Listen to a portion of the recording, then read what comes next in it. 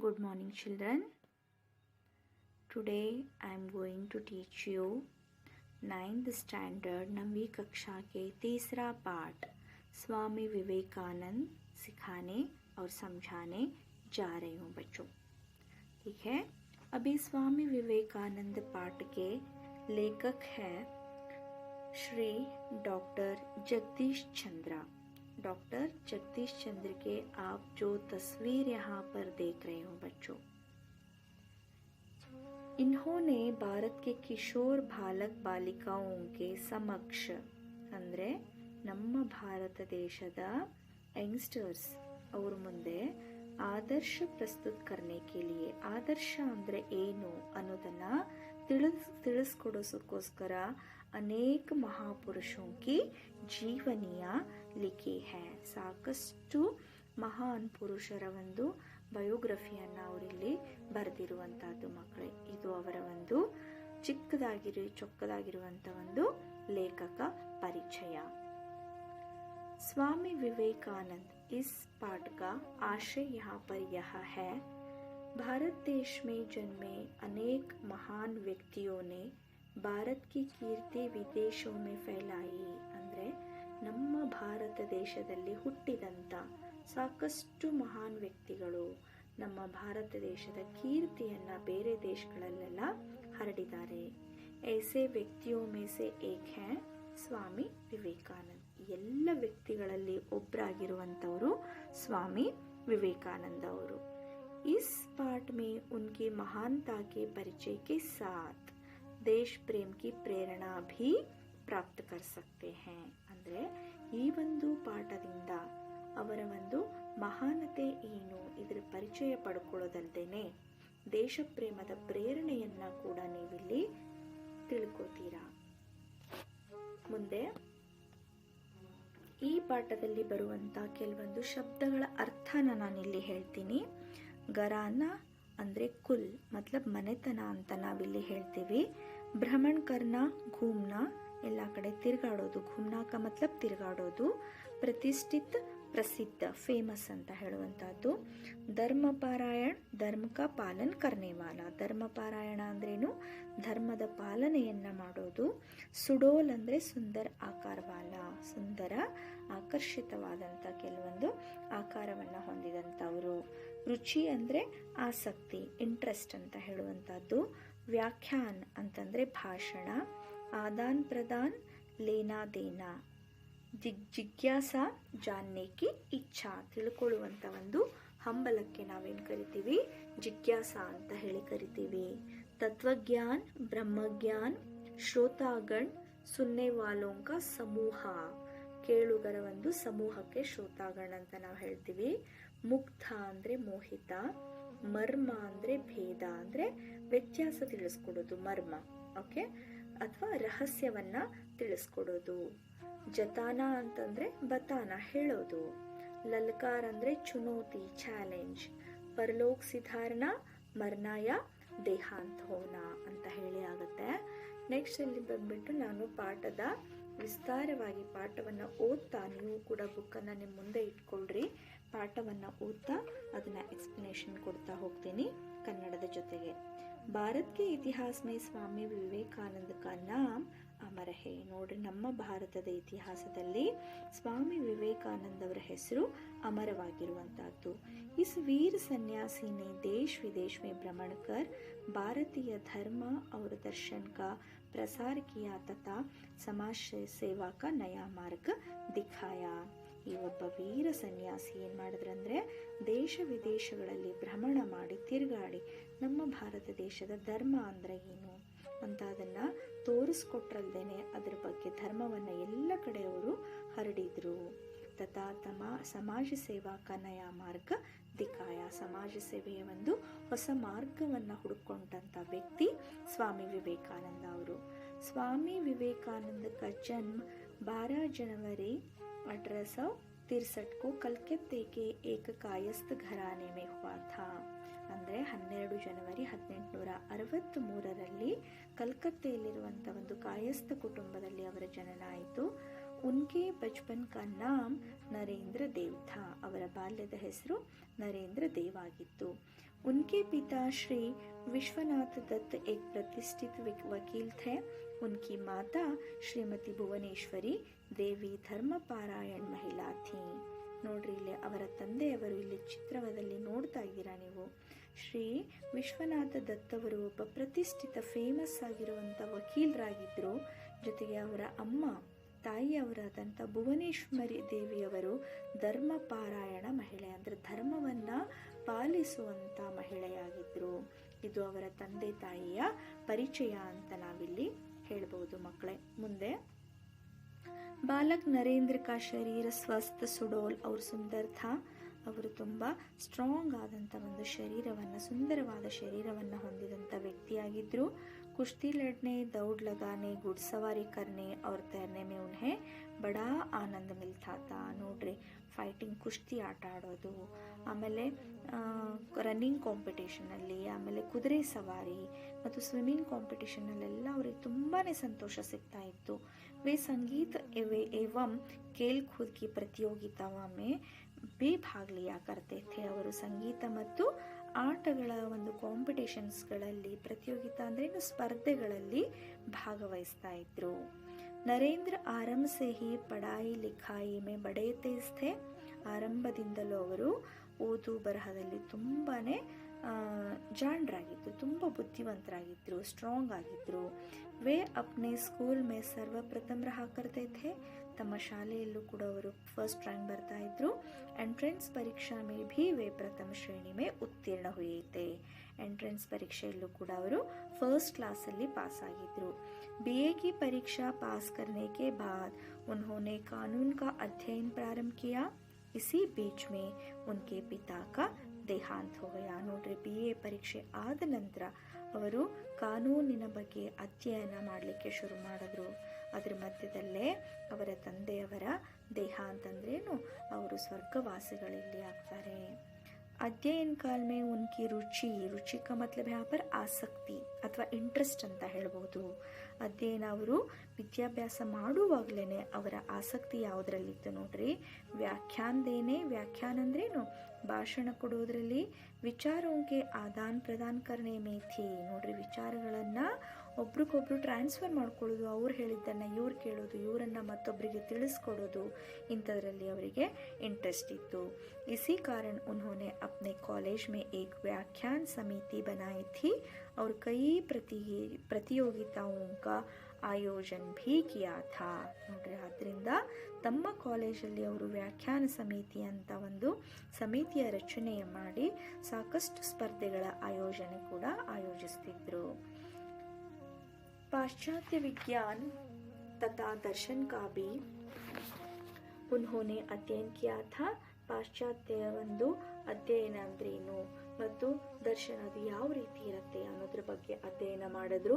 ಕಿಶೋರಾವಸ್ಥಾ ಸೇ ಹಿ ನರೇಂದ್ರ ದಾರ್ಶನಿಕ್ ಏವಂ ಧಾರ್ಮಿಕ ವಿಚಾರೋ ಮೇ ತಲ್ಲೀನ ರಹತೆ ಇದ್ದೆ. ಅಂದ್ರೆ ಅವರು ಕಿಶೋರ್ ಅಂದ್ರೆ ನಪ್ಪಿ ಹೆಂಗಾಗಿರುವಾಗಲೇನೆ ಅವ್ರೇನ್ ಮಾಡಿದ್ರು, ದಾರ್ಶನಿಕ ಮತ್ತು ಧಾರ್ಮಿಕ ವಿಚಾರಗಳಲ್ಲಿ ತಮ್ಮನ್ನು ತಾವು ಮುಳುಗಿಸ್ಕೊಳ್ತಾ ಇದ್ರು.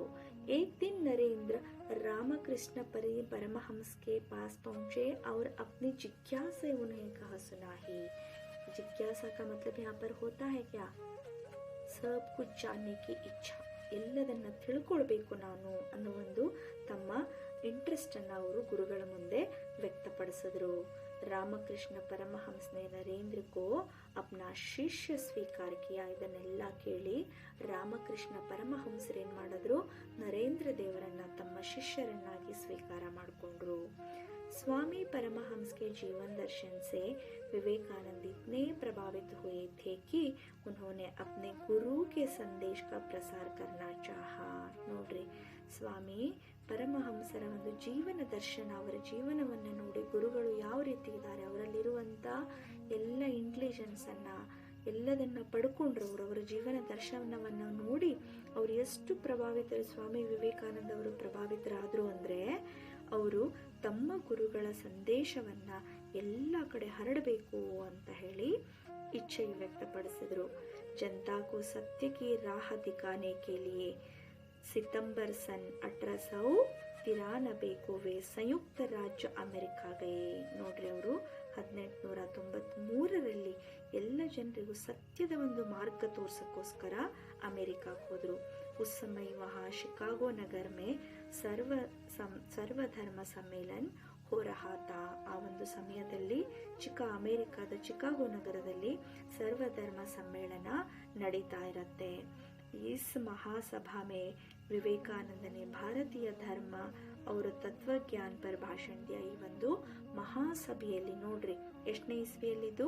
18ನೇ ಶತಮಾನದಲ್ಲಿ ಇವರು ಅಮೆರಿಕಾದ ಚಿಕಾಗೋ ನಗರದಲ್ಲಿ ನಡೆದಂತ ಸರ್ವಧರ್ಮ ಸಮ್ಮೇಳನದಲ್ಲಿ ಏನ್ ಮಾಡಿದ್ರು? ನಮ್ಮ ಭಾರತೀಯ ಧರ್ಮ ಅಂದ್ರೇನು, ತತ್ವಜ್ಞಾನ ಅಂದ್ರೇನು ಅಂತ ಹೇಳಿ ಅದರ ಬಗ್ಗೆ ಒಂದು ಭಾಷಣ ಕೊಟ್ರು. ಉನ್ಕಾ ಭಾಷಣ ಬಡಾ ಗಂಭೀರ ಏವಂ ಹೃದಯ ಸ್ಪರ್ಶತ. ಅವರ ಒಂದು ಭಾಷಣ ಹೇಗಿತ್ತು ಅಂದ್ರೆ ತುಂಬಾನೇ ಗಂಭೀರವಾಗಿತ್ತು, ಅಲ್ಲದೆ ಹೃದಯವನ್ನು ಮುಟ್ಟುವಂತೆ ಅವರ ಭಾಷಣ ಇತ್ತು. ಉನ್ಕಿ ವಾಣಿ ಸುನ್ಕರ್ ಶ್ರೋತಾಗಣ್ ಮುಕ್ತ ಹೋಗೇ. ನೋಡ್ರಿ, ಅವರ ಒಂದು ಭಾಷಣವನ್ನ ಕೇಳಿ, ಅವರ ಒಂದು ಮಾತುಗಳನ್ನ ಕೇಳಿ, ಶ್ರೋತಾಗಣ ಅಂತಂದ್ರೇನು? ಸುನ್ನೆ ವಾಲೆ ಸಮೂಹ, ಇಡೀ ಗ್ರೂಪ್ ಅಲ್ಲಿ ಏನಾಯ್ತು ಅಂದ್ರೆ ತುಂಬಾ ಮುಕ್ತರಾಗೋದು ಅಂದ್ರೆ ಮೋಹಿತರಾಗೋದು. ಅವರ ಮಾತುಗಳನ್ನ ಕೇಳಿ ಎಲ್ಲರೂ ಅಲ್ಲಿ ಮೋಹಿತರಾದ್ರು ಅಂತ ಹೇಳ್ತಾರೆ.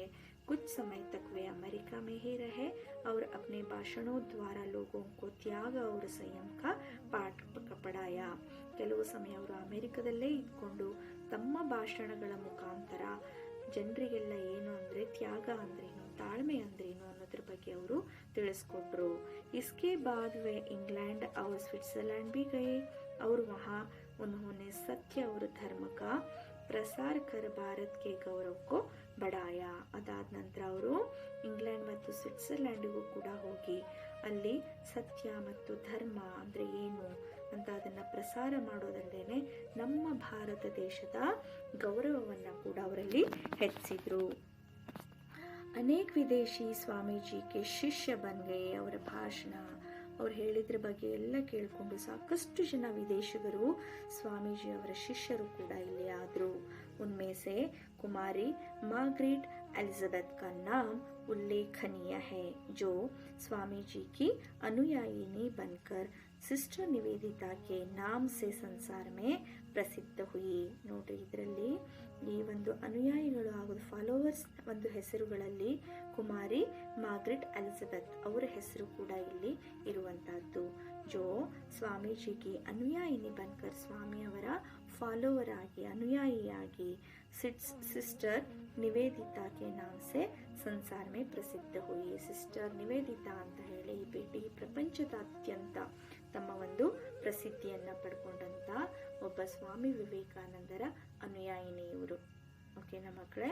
स्वामी विवेकानंद ने भारत में भी भ्रमण करके भारतीय संस्कृति और सभ्यता का सदुपदेश दिया. ಸ್ವಾಮಿ ವಿವೇಕಾನಂದ ಅವರು ಏನ್ ಮಾಡಿದ್ರಂದ್ರೆ ಭಾರತ ದೇಶದಲ್ಲೆಲ್ಲ ಭ್ರಮಣ ಮಾಡಿ ತಿರುಗಾಡಿ ಭಾರತೀಯ ಸಂಸ್ಕೃತಿ ಅವರ ಸಭ್ಯತೆಕ ಸದುಪಯೋಗದಿಯ ಅಂದ್ರೆ ನಮ್ಮ ಸಂಸ್ಕೃತಿಯನ್ನ ನಮ್ಮ ಸಭ್ಯತೆಯನ್ನ ಯಾವ ರೀತಿ ನಾವು ಒಳ್ಳೆ ರೀತಿಯಲ್ಲಿ ಉಪಯೋಗಿಸ್ಕೊಳ್ಬೇಕು ಅನ್ನೋದ್ರ ಬಗ್ಗೆ ಹೇಳಿದ್ರು. उन्होंने अंधविश्वासों तथा रूढ़ियों को हटाकर धर्म का वास्तविक मर्म समझाया. ಅವರು ಅಂಧವಿಶ್ವಾಸ, ಕೆಲವೊಂದು ಪ್ರಾಕ್ಟೀಸ್ ಇರುತ್ತೆ, ರೂಢಿಗಳಿರುತ್ತೆ, ಅಂದ್ರೆ ಬಾಲ್ಯ ವಿವಾಹ ಆಗಿರ್ಬೋದು ಅಥವಾ ವಿಧವಾ ವಿವಾಹ ಆಗಿರ್ಬೋದು, ಕೆಲವೊಂದು ಜೀತ ಪದ್ಧತಿ ಆಗಿರ್ಬೋದು ಆಗಿನ ಕಾಲದ್ದು, ಅವನ್ನೆಲ್ಲ ತೊಡೆದು ಹಾಕಿ ಧರ್ಮದ ಒಂದು ವಾಸ್ತವಿಕ ರೂಪವನ್ನ ಅವರಿಲ್ಲಿ ತಿಳಿಸ್ಕೊಂಡಂತ ವ್ಯಕ್ತಿಯಾಗಿದ್ರು. ಸಾಧು ಸನ್ಯಾಸಿ ವರ್ಗ ಕೋಬಿ ಉನ್ಹೋನೆ ಸಾಧು ಸನ್ಯಾಸಿ ಈ ಒಂದು ವರ್ಗದಲ್ಲಿ ಬರುವಂತ ಎಲ್ರಿಗೂ ಅವರು ಶಾಂತಿಯನ್ನು ಯಾವ ರೀತಿ ಪಡ್ಕೊಳ್ಬೇಕು ಅನ್ನೋದ್ರ ಬಗ್ಗೆ ಹೊಸ ಮಾರ್ಗವನ್ನ ಕೂಡ ಅವರು ಹೇಳಿದ್ರು. ಅದು ಯಾವುದಪ್ಪ ಹೊಸ ಮಾರ್ಗ ಅಂತ ಹೇಳಿದ್ರೆ ದೀನ್ ದುಃಖಿ ಜನೋಂಕಿ ಸೇವಾ ಅವರ ಸಹಾಯತಾಕ ಮಾರ್ಗ. ಅಂದ್ರೆ ದೀನರು ಅಂದ್ರೆ ಯಾರು? ಬಡವರು ಯಾರು ದುಃಖಿಗಳಿರ್ತಾರೋ ಆ ಜನರ ಒಂದು ಸೇವೆಯನ್ನ ಮಾಡೋದು, ಅವರಿಗೆ ಸಹಾಯವನ್ನ ಮಾಡೋದ್ರ ಮುಖಾಂತರ ಸಾಧು ಸನ್ಯಾಸಿಗಳು ಏನನ್ನ ಶಾಂತಿಯನ್ನ ಪಡಿಬಹುದು ಅನ್ನೋದನ್ನ ಕೂಡ ಅವರಿಲ್ಲಿ ಹೇಳ್ಕೊಟ್ಟಿದ್ದಾರೆ. ಇದ್ರ ಜೊತೆಗೆ ಸ್ವಾಮಿ ವಿವೇಕಾನಂದನೇ ಸಮಾಜ ಸೇವಾಕೋ ಪರಮಾತ್ಮ ಕಿ ಸಚ್ಚಿ ಸೇವಾ ಬದಲಾಯಿ. ನೋಡ್ರಿ, ಸ್ವಾಮಿ ವಿವೇಕಾನಂದ ಅವರು ಇಲ್ಲಿ ಏನ್ ಹೇಳ್ತಾ ಇದ್ದಾರೆ ಅಂತ ಹೇಳಿದ್ರೆ ಸಮಾಜ ಸೇವೆ ಅನ್ನೋದು ಪರಮಾತ್ಮ ಈಶ್ವರನ ನಿಜವಾದ ಸೇವೆ ಅನ್ನೋದನ್ನ ಕೂಡ ಅವರಿಲ್ಲಿ ಹೇಳಿದ್ದಾರೆ. वे स्वयं भी समाज सेवा में लग जाते थे. ಅವರು ತಮ್ಮನ್ನು ತಾವ ಕೂಡ समाज सेवेಯಲ್ಲಿ ತೊಡಗಿಸ್ಕೊಳ್ತಾ ಇದ್ರು. सन 1897 में प्लेग और अकाल से पीड़ित भारतवासियों की उन्होंने बड़ी तन्मयता से सेवा की थी. 1897ರಲ್ಲಿ ಪ್ಲೇಗ್, ಅವಾಗ ಒಂದು ಪ್ಲೇಗ್ ಅನ್ನೋ ಮಹಾಮಾರಿ ರೋಗ ಬಂದಿತ್ತು. ಅದ್ರ ಜೊತೆಗೆ ಅಕಾಲ ಅಂದ್ರೆ ಏನಪ್ಪ, ಬರಗಾಲದಿಂದ ಇರುವಂತ ಎಲ್ಲ ಭಾರತವಾಸಿಯವರ ಅವ್ರೇನ್ ಮಾಡಿದ್ರು, ತುಂಬಾ ಶ್ರದ್ಧೆಯಿಂದ ತನ್ಮಯತೆಯಿಂದ ಅವರ ಸೇವೆಯನ್ನ ಮಾಡಿದ ದಿನಗಳಿದ್ವು. ಸಮರ್ಥ ಲೋಗೋं को उन्होंने गरीबों की दशा सुधारने का संदेश. ಯಾರು ಸಮರ್ಥರಿರ್ತಾರೋ, ಯಾರಿಗೆ ಪಾಸಿಬಿಲಿಟೀಸ್ ಇರುತ್ತೋ ಅಂತ ಜನರಿಗೆ ಬಡಬಗ್ಗರ ಒಂದು ಪರಿಸ್ಥಿತಿಯನ್ನು ಸುಧಾರಿಸ್ರಿ ಅಂತ ಹೇಳುವಂಥ ಒಂದು ಸಂದೇಶವನ್ನು ಕೂಡ ಅವರು ಕೊಟ್ಟರು. ಇಸಿ ಧ್ಯೇಯ ಸೆ ಉನ್ಹೋನೆ ಕಲ್ಕತ್ತೆ ಮೇ ರಾಮಕೃಷ್ಣ ಮಿಷನ್ ಕಿ ಸ್ಥಾಪನಾ ಕಿ. ಇಲ್ಲೊಂದು ಲೋಗೋ ಕಾಣಿಸ್ತಾ ಇದೆ ಮಕ್ಕಳೇ, ರಾಮಕೃಷ್ಣ ಮಿಷನ್ನಿನ ಒಂದು ಲೋಗೋ ಇದು. ಈ ಒಂದು ರಾಮಕೃಷ್ಣ ಮಿಷನ್ನಿನ ಒಂದು ಸಂಸ್ಥಾಪನೆಯನ್ನು ಕೂಡ ಮಾಡಿದ್ರು ಅವರು. ಯಾವ ಉದ್ದೇಶದಿಂದ? ಅವರು ಯಾರಿಗೆ ಅಗತ್ಯ ಇದೆಯೋ, ಯಾರು ಸಮರ್ಥರಾಗಿದ್ದಾರೋ ಅವರೆಲ್ಲ ಬಡವರಿಗೆ ಒಂದು ತಮ್ಮ ಪರಿಸ್ಥಿತಿಯನ್ನು ಸುಧಾರಿಸ್ಕೊಳ್ಳುವಂಥ ಒಂದು ಸಂದೇಶವನ್ನು ಕೊಡೋಕ್ಕೋಸ್ಕರ ಈ ರಾಮಕೃಷ್ಣ ಮಿಷನ್ನಿನ ಒಂದು ಸ್ಥಾಪನೆಯನ್ನು ಕೂಡ ಅವರಿಲ್ಲಿ ಮಾಡಿದರು ಮಕ್ಕಳೇ. ಸ್ವಾಮೀಜಿನೇ ಅಜ್ಞಾನ್, ಅಶಿಕ್ಷಾ, ವಿದೇಶಿ ಅನುಕರಣ, दास्य मनोभाव आदि के बुरे प्रभावों का ಬೋಧ ಕರಾಯ. ನೋಡಿ, ಸ್ವಾಮಿಯವರು ಅಜ್ಞಾನ ಅಂದ್ರೇನು, ತಿಳುವಳಿಕೆ ಇಲ್ದಿರೋದು, ಅಶಿಕ್ಷಾ ಕಲಿದೇ ಇರೋದು, ವಿದೇಶಿ ಅನುಕರಣ ವಿದೇಶಿಗರನ್ನ ನಾವು ಅನುಕರಿಸೋದು, ದಾಸ್ಯ ಮನೋಭಾವನ ಅಂದ್ರೇನು, ದಾಸರಾಗಿರೋದು, ಇನ್ನೊಬ್ಬರ ಸೇವೆನೇ ಮಾಡ್ತಾ ಇರುವಂಥದ್ದು ಆದಿ, ಇವೆಲ್ಲ ಒಂದು ಕೆಟ್ಟ ಪ್ರಭಾವಗಳು ಯಾವ ರೀತಿ ಬೀಳ್ತಾ ಇದೆ ಅನ್ನೋದ್ರ ಬಗ್ಗೆ ಅವರು ತಿಳಿಸ್ಕೊಟ್ರು. उन्होंने अपने भाषणों द्वारा जनता में मन से हीनता की भावना को दूर भगाने का ಪ್ರಾಮಾಣಿಕ ಪ್ರಯತ್ನ किया. ನೋಡ್ರಿ, ಅವರು ತಮ್ಮ ಭಾಷಣದ ಮೂಲಕ ಜನರ ಮನಸ್ಸಲ್ಲಿರುವಂಥ ಕೆಲವೊಂದು ಹೀನ ವಿಚಾರಗಳನ್ನ ಯಾವ ರೀತಿ ದೂರ ಮಾಡಬೇಕು ಅನ್ನೋದ್ರ ಬಗ್ಗೆ ಪ್ರಾಮಾಣಿಕವಾದ ಪ್ರಯತ್ನವನ್ನ ಮಾಡದಂಥ ವ್ಯಕ್ತಿ ಸ್ವಾಮಿ ವಿವೇಕಾನಂದ ಅವರು. अपने एक भाषण में उन्होंने कहा था, ತಮ್ಮ ಒಂದು ಭಾಷಣದಲ್ಲಿ ಇಲ್ಲಿ ಪಿಕ್ಚರ್ ತೋರಿಸ್ತಾ ಇದ್ದಾರೆ ಮಕ್ಕಳೇ. ನೋಡ್ರಿ, ಈ ಒಂದು ಭಾಷಣದಲ್ಲಿ ಅವರು ಏನು ಹೇಳಿದ್ರಪ್ಪ ಅಂತ ಹೇಳಿದ್ರೆ, ಪ್ಯಾರೆ ದೇಶವಾಸಿಯೋ, ಪ್ರೀತಿಯ ದೇಶವಾಸಿಗಳೇ, ವೀರ್ ಬನು ಅವ್ರ ಲಲ್ಕಾರ್ ಕರ್ಕ ಹೋಗಿ ಮೈ ಭಾರತೀಯ ಹೂ.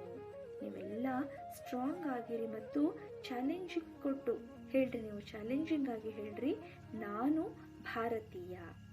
ಅನ್ಪಢ್ ಭಾರತೀಯ, निर्धन भारतीय, ऊंची जाति का भारतीय, नीच जाति का भारतीय, सब मेरे ಬಾಯಿ ಹೇ. ನೋಡ್ರಿ, ಅವ್ರು ಏನು ಹೇಳಿದಾರಂದ್ರೆ, ನಾವೆಲ್ಲ ಒಂದು ಭಾರತೀಯರು, ನಾನು ಒಬ್ಬ ಭಾರತೀಯ. ಅನ್ಪಢ್ ಭಾರತೀಯ, ಯಾರಿಗೆ ಓದು ಬರಹ ಗೊತ್ತಿಲ್ವೋ. ನಿರ್ಧನ ಭಾರತೀಯ, ಯಾರು ಬಡವರಾಗಿದ್ದಾರೋ, ಯಾರು ಉಚ್ಚ ಜಾತಿಯಲ್ಲಿದ್ದಾರೋ, ಯಾರು ನೀಚ ಜಾತಿಯಲ್ಲಿದ್ದಾರೋ ಅವರೆಲ್ಲ ಕೂಡ ನನ್ನ ಬಾಯಿ ಹೇ, ನನ್ನ ಸಹೋದರರು ಅಂತ ಅವರು ತಮ್ಮ ಒಂದು ಭಾಷಣದಲ್ಲಿ ಹೇಳಿರುವಂತಹದ್ದು. ಉನ್ಕಿ ಪ್ರತಿಷ್ಠಾ ಮೇರಿ ಪ್ರತಿಷ್ಠಾ ಹೇ, ಅವರ ಪ್ರತಿಷ್ಠೆಯೇ ನನ್ನ ಪ್ರತಿಷ್ಠೆ. ಉನ್ಕಾ ಗೌರವ್ ಮೇರಾ ಗೌರವ್ ಹೇ, ಅವರ ಗೌರವನೇ ನನ್ನ ಗೌರವ ಅಂತ ಹೇಳಿ ತುಂಬ ಒಂದು ಸ್ಟ್ರಾಂಗ್ ಆಗಿರುವಂಥ ಭಾಷಣವನ್ನು ಕೊಟ್ಟಂಥ ವ್ಯಕ್ತಿ ಸ್ವಾಮಿ ವಿವೇಕಾನಂದ ಅವರಾಗಿದ್ದಾರೆ. 4 ಜುಲೈ सन 1902 को, ನೋಡ್ರಿ, 4 ಜುಲೈ 1902ರಲ್ಲಿ ಸ್ವಾಮಿ ವಿವೇಕಾನಂದ ಪರಲೋಕಿಸಿದ್ದಾರೆ. ಅವರು ನಮ್ಮನ್ನು ಬಿಟ್ಟು, ನಮ್ಮನ್ನು ತ್ಯಜಿಸಿ ಪರಲೋಕಕ್ಕೆ ಹೋದರು. ಅಂದರೆ ಅವರ ನಿಧನ 4 ಜುಲೈ 1902ರಲ್ಲಿ ಆಯಿತು. ಲೇಕಿನ್ ಆಜ್ ಭೀ ಉನ್ಕೆ ಕಾರ್ಯ ಅವರ ಸಂದೇಶ ಅಮರ್ ಹೇ. ಆದರೆ ನೋಡ್ರಿ, ಅವರು ಜೀವಿತಾವಧಿ ಯಾವಾಗ 18ನೇ ಶತಮಾನದಲ್ಲಿ, ಆದರೂ ಕೂಡ ಅವರು ಮಾಡಿದಂಥ ಕೆಲಸಗಳು, ಅವರ ಸಂದೇಶಗಳು ಇವತ್ತಿಗೂ ಕೂಡ ಅಮರವಾಗಿದೆ. ಅವನನ್ನು ನೋಡಿ ನಾವು ನಡೀತೇವೆ. ನಾನು ಒಂದು ವಿಚಾರ ಹೇಳ್ತೀನಿ ಮಕ್ಕಳೇ, ಅವರು ಬರೆದಂಥ ಕೆಲವೊಂದು ಧ್ಯೇಯ ವಾಕ್ಯಗಳು ಏನೇನಿದಾವೋ ಅದನ್ನು ಒಂದು 4 ಈ ಪಾಠದ ಕೊನೆಗೆ ಕ್ವಶನ್ ಆನ್ಸರ್ ಬರೆದ ಮೇಲೆ ನೀವು ಬರಿಬೇಕು ಅಂತ ನಿಮ್ಮಲ್ಲಿ ಕೇಳ್ಕೊತೀನಿ ಮಕ್ಕಳೇ. ನಾನು ತಿಳ್ಕೊಂಡಿದ್ದೀನಿ ಈ ಪಾಠ ನಿಮಗೆ ಸಂಪೂರ್ಣವಾಗಿ ಅರ್ಥವಾಗಿದೆ ಅಂತ ಹೇಳಿ. ಥ್ಯಾಂಕ್ ಯು ಬಚ್ಚೋ, ಧನ್ಯವಾದ.